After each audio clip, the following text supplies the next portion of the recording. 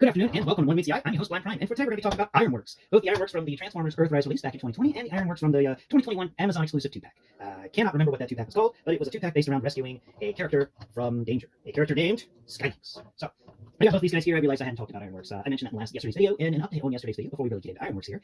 The HasLab project has extended time until tonight at 11:59 p.m. That's right, July 18th at 11:59 p.m. will be the last time you can pick up a Dragonfly, the the G.I. Joe classified series HasLab 1/12 scale helicopter. And it's actually modeled off of the Cobra helicopter. Back in the day, that was the father of the Apache helicopter that we know of today. And the Apache is the father of the Comanche, which is still an experimental helicopter. I'm not sure if it's actually put into circulation or not, but the Comanche was a cool helicopter, and the Apache's even cooler. And then the Cobra was, well, the father of those. Not quite as cool as Apache, but you know, it's there.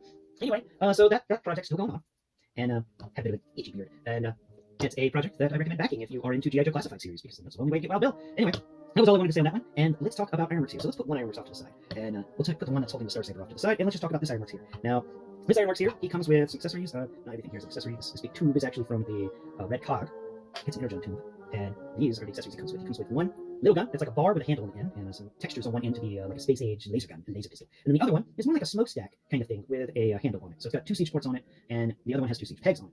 Well, 3 siege pegs if you count the handle. So you can combine those together in a couple of different ways, and you can get different types of weaponry that way. So they are kind of boring, and I do wish there was a little more than just these 2. But let's set these guys off to the side, and really let's talk about this this Ironworks. So first off, let's talk articulation. We'll get that out of the way. 360-degree movement on both shoulders, left and right. Now this guy isn't symmetrical, so his left shoulder, his left arm and his right arm are different. There is a 90-degree elbow in his right arm, and also elbow swivel in at the elbow, and a swivel at the hook on the end of the crane arm. So that's that articulation for that arm. Now this arm has the same type of shoulder, 90 degrees upwards motion, 360-degree rotation, and difference is double jointed elbows. But sadly, the hand is static and doesn't move. But it does get double jointed elbows, which is really nice. And then you can kind of fold them up, and you can actually click it down, and suddenly he's got a big old shield on one side of his body. No, I just think that's fun. He's a fun figure. Now, articulation continuing, his head moves 360 degrees. It can also look up slightly, it can look down slightly, and he can crack his neck left and right. The hips, sadly, do not move much. Like I get it 30 degrees on each side of movement, maybe less than 30 degrees. We could say 20, 15. You know, it's something like that. It's not much movement at all. It's just enough for him to be able to kind of look over his shoulder, but not by far. And that's it for those. Now he does have some really nice hip action going here, so he can kick really far up on the right, on the side. He can kick decently up on the in the front, and there's a nice ratchet in there. It's a soft ratchet, but it's still a good ratchet. And that's about it. He can't really kick behind because of his armored skirts. Then you can also rotate at the thigh. He's got thigh rotation, and because of the hollowness in the backs of his legs, his knees can pull, you know, extreme bending. Yeah, he can actually get in the crane stance, which is kind of cool. I kind of think that's neat. You know, just bend that knee just a bit. Hey, you're supposed to be. Hey, twist your body just a bit. There you go. Look, crane stance. Oh yeah, he's gonna kick somebody in the face. So that's those, and we talked about the thigh rotation, and then finally down here at the bottom we have the ankle pivot. Now this ankle pivot is extreme ankle pivot, and that's really fun. I think that's neat, and it can come in handy whenever you're doing things like building this into a city or something. Having that extreme pivot on the feet can add some extra dimensions to this guy in his other modes. Now let's talk siege ports and pegs before we get any further. There's 1 peg, 2 pegs on his wrist area of his arm, and there are no peg holes, siege ports on his wrist area of his arm, and if you pull off the end of the crane, you get a siege peg, and then on his shoulder, you get another peg, so that's 2 ports, 3 ports, and 1 peg on his right arm, and on his left arm, we've got 1 port, 2 ports counting his hand, and then a peg. So that's 2 pegs, 5 ports. And then on the front of his body, we've got a peg that can stick out of his chest, so that's 3 pegs. Then we have another peg when you fold his chest down, you get another peg here that you pull out his chest, so that makes it 4 pegs. Then we've got nothing going on here, nothing around there, flipping around to his back. We've got no sort of peg or port activities going on his back, sadly. So that's a missed opportunity in my opinion. We come down here, we've got no ports or pegs, except down here at the knees, which got 2 pegs, 2 ports I mean. So we are at 1, 2, 3, 4, 5, 6, 7 ports, and 1, 2, 3, 4 pegs. Then we come down here to the bottoms of his feet, and we get 2 more, so that's 9 ports and 5 pegs on this guy. Not bad at all. A lot of room to explore and do some fun things with. And if you pick up his legs, you introduce 2 more ports and 2 more pegs, so he can go up to 11 ports and up to 7 pegs. Not bad at all. Now let's talk the sculpt work. We've already discussed articulation, and now discuss some fun things you can do with this robot that's better unique to him. Sculpt wise will come from the feet and will go up. He's got nice robot feeling feet. I do like his knee area, the siege port that's on the very top of the knee. That's kind of fun. You can do a lot with that. And these are just some nice feeling legs. He does have this entire road panel on the side of each of his legs, which is kind of a shame. I do wish you could do more with it, because if we take away this road panel, which is very smooth, and it's got some like little lines in it to emphasize that it's a road, we can give it a yank and yank it off of the side of his leg. Now here's something that I am upset with this guy. This is my biggest negative on him. This panel that comes off his leg, they didn't give it the airlock style on the end that connects to the leg. Instead, we've got this little bar there. And interestingly enough, though, and if this works right, that would be fun. We can, and let's see if we can, plug in another bar to the back. And is that the right size for airlock to be plugged in? Let's take a look.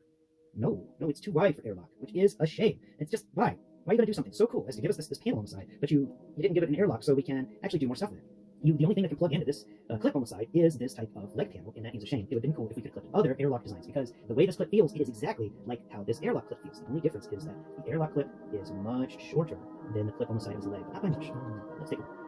There's that, and actually, I think, the clip on the side of his leg is just slightly longer than the airlock. Now, let's try out a different technique real quick. we are going to grab his other side of his leg, and on the side of his leg there is a airlock system. There's a clip. So let's see if we can flip it onto that. Oh, wait, what if we flip it onto this clip here? Can it click? Can it click? Oh, it can! Look at that, ladies and gentlemen. Look at that. That can actually clip together. And that means you can get some more stuff going on here. I just discovered that, and that's not bad. It's a little annoying that it's not as centered as I would like it to be, but that's still really nice. That's really cool that you can do that. And on the underside of this leg, when we take the panel off, we get this really great sculpt work. There's all this paneling in there. There's these, it's just, I wanted this leg, the side of this leg, it's so nice. And there's a peg there too. But it's just a really nice texture. And it's all hidden by this panel that you have to plug in and pull out. And then it snaps down and hides all of that amazing texture on the side of the leg. And that's a shame. That is a shame that all that texture is hidden, because that's some good textures right there. Now, coming up the legs to the thighs, as we're getting back to the textures, we've got some really great thigh texture action going on here. I love it. It feels like robot thighs. It's just, it's so nice. I love these thigh textures. It's really amazing whenever they don't forget about it and they actually get these thigh action. That's great. Come up here to the waist area, and we get some nice crotch detailing going on in here. We've got the big bulbous hip joints for his robot mode. Very robotic feeling hip joints. That's really nice. And we come up here to his chest area, and we've got this texture of the roof of an industrial plaza building. It's got all of the right ones. It feels like it's made out of corrugated steel. It's really great. It's a wonderful, wonderful texture. Just really good on the top of the building. The roof of a building is this guy's chest area. Yeah, he's got a bit of monoboom because of it, but we don't mind. I mean, we can't actually work to this side. I don't know if he's got monoboom, but he's monoboom. Just something fun. Let's get over here to the side. We've got one of his arms, his left arm, which actually becomes a chunk of road, a really heavy-duty chunk of road, because this is the road chunk that I guess the crane's allowed to drop things on. If it needs to drop something, it can drop something on this because it's more reinforced than the other road panels, and you can feel it in there. There's more rivets in there, there's more dents. This feels like a well-used section of road, and it's got some really wonderful small textures in there that you wouldn't really be able to see with your eyes. And there's vents! There's a vent texture right there! Oh, it makes me happy. There's actually a vent texture hidden in amongst all of the textures that make up the left arm, and that's fun. The vent texture is right below the siege peg on his shoulder. Over here on his right arm, we have the crane arm, and I call it that because it becomes a crane, and you get some really great crane textures in here. Some pistons, and it feels like cables and stuff like that. I do wish they had gone a little more on the crane textures, because it does feel a bit lacking on the crane textures, but it isn't too bad. And then you have the end of the crane there with a hook that makes up the arm. Excellent crane. He's a wonderful little crane, and we'll discuss that crane more in tomorrow's video with the blind builds building Ironworks. Then we come up to his head texture, and he's one of the Autobots. It's got a face shield and then some eyes in there. It's really difficult to get your fingers in there and feel it, but he's got a small enclosed helmet, and there's no kind of vent above his head. A lot of times Autobots and stuff have a vent up there. This guy doesn't. He just has a simple helmet. Then we're going to turn around here to this back, and we're going to discuss the last textures, which is a very smooth back. He's got a very clean backpack. It's one of the road plates put on there, and the road plate that makes up his waist area is also there. That's really nice. I like how they both sit on top of each other. Makes them for really nice textures back there.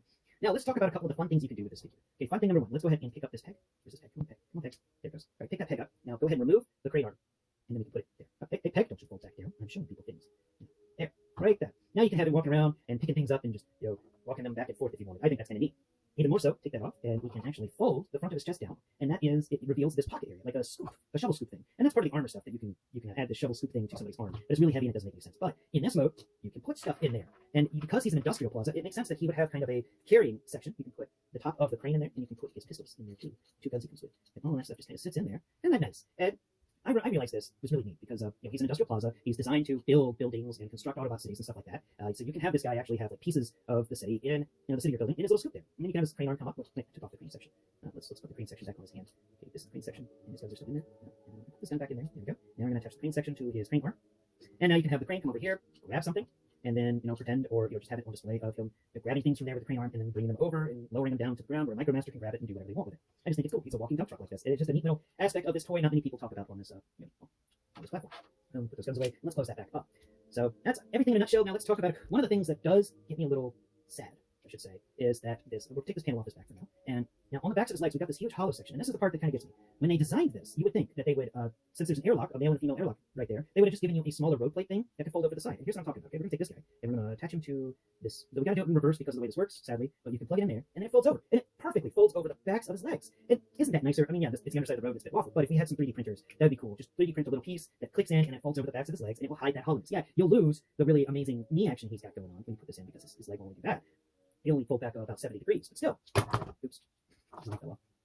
It's still really fun, and I think it's a missed opportunity for this character, and I really hope there is somebody out there who designs a expansion pack stuff, the add-on stuff, that has thought about making a 3D printed add-on for that particular spot. I think it would be fun. Now let's go ahead and reattach this panel to his back, and there we have it. That is Ironworks in a nutshell. I give this figure a 7.5 for robot mode out of a possible 10. He's not a bad robot mode, but he definitely lacks in some articulation. Actually, no, just 7. 7 out of 10. He lacks in articulation. There's some parts on him that I wish they had spent a little more time on, and I wish they had given us different types of panels for the sides of the legs, because why did they sculpt in all of that wonderful texture underneath that panel? And you're never going to see it. It just doesn't make any sense to me. And they had actually made the installation part of their airlock design so that these leg panels that he has would have 3 sides of them have airlock on them, and that would be amazing instead of just the 2 sides that have airlock. And the bottom doesn't even have a full airlock system. It's got half airlock system. It's only got the clip bit. It doesn't have the attachment bit, which is a shame.